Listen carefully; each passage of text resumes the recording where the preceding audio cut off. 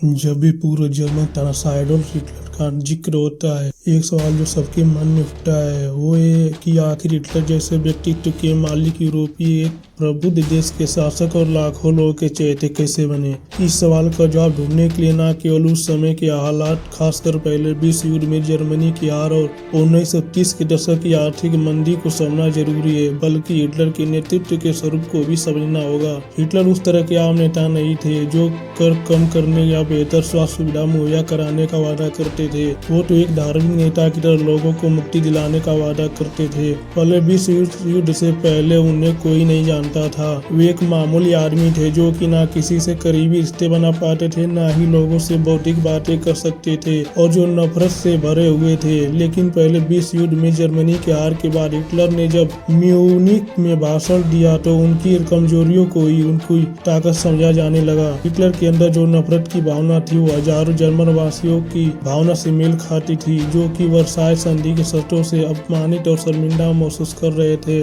उसी तरह हिटलर का एक अच्छा वक्ता न होना उनके व्यक्तित्व की ताकत बन गई और उनकी बड़ी बड़ी बातों के कारण उन्हें एक महान व्यक्ति कहा जाने लगा जो कि भीड़ से अलग अपनी सोच रखता है। लेकिन इन सब बातें ज्यादा महत्वपूर्ण बात ये थी कि हिटलर जर्मन की जनता से बात कर सकता था और इसे कई लोग हिटलर का करिश्मा कहने लगे। 1920 के समय में हिटलर को सुनने वाले एमिल क्लीन के अनुसार हिटलर इतने करिश्माई हो गए थे कि वो जो भी कहते थे लोग उस पर विश्वास करते थे। लेकिन बहुत से लोग ऐसे भी थे जिन्हें हिटलर जरा भी नहीं भाते थे। 1920 के दशक में जब जर्मनी की अर्थव्यवस्था अच्छी तरह थी तो हिटलर को केवल कुछ कट्टरपंथी पसंद करते थे। यहाँ तक कि 1928 के चुनाव में हिटलर की नाजी पार्टी को केवल 2.6% वोट मिले थे।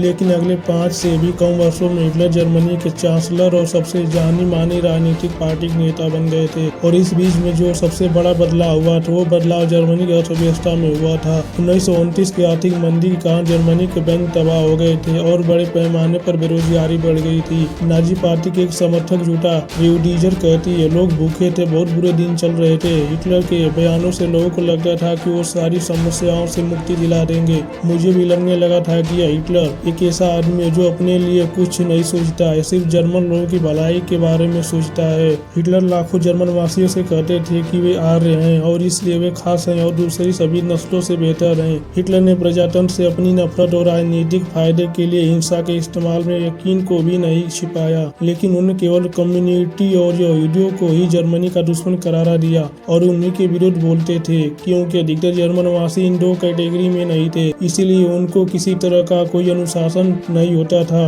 हिटलर का इतिहास आज हमारे लिए बहुत डर सकता है, इसीलिए नहीं कि इतिहास हमेशा कोई ना कोई सबक देता है, बल्कि इसलिए क्योंकि हमें चेतावनी भी मिलती है। आर्थिक संकट में लाखों लोगों ने एक ऐसे व्यक्ति को अपना नेता मान लिया था जो केवल इसलिए करिश्माई बन गया क्योंकि वो लोग के डर, उनकी आशा और अपनी परेशानियों के लिए दूसरों को जिम्मेदार ठहराने की आदत का लाभ उठाना जानता था। लेकिन लाखों लोगों को इसके गंभीर परिणाम भुगतने पड़े। एक दुखद विडंबना है कि जर्मनी की मौजूदा चांसलर एंगेला मर्केल का एथेंस में नाराज ग्रीस वासियों ने वास्तविक बैनरों के साथ ये कहते हुए विरोध किया था कि जर्मनी उनके देश में हस्तक्षेप कर रहा है। आर्थिक तंगी से जूझ रहे ग्रीस में गोल्डन दान नाम के एक राजनीतिक दल का अचानक उठान चिंता का विषय, क्योंकि ये दल अल्पसंख्यकों पर जुल्म करने और अपनी असहिष्णुता के लिए जाना जाता है। अगर आपको वीडियो पसंद आई हो तो चैनल को सब्सक्राइब करें।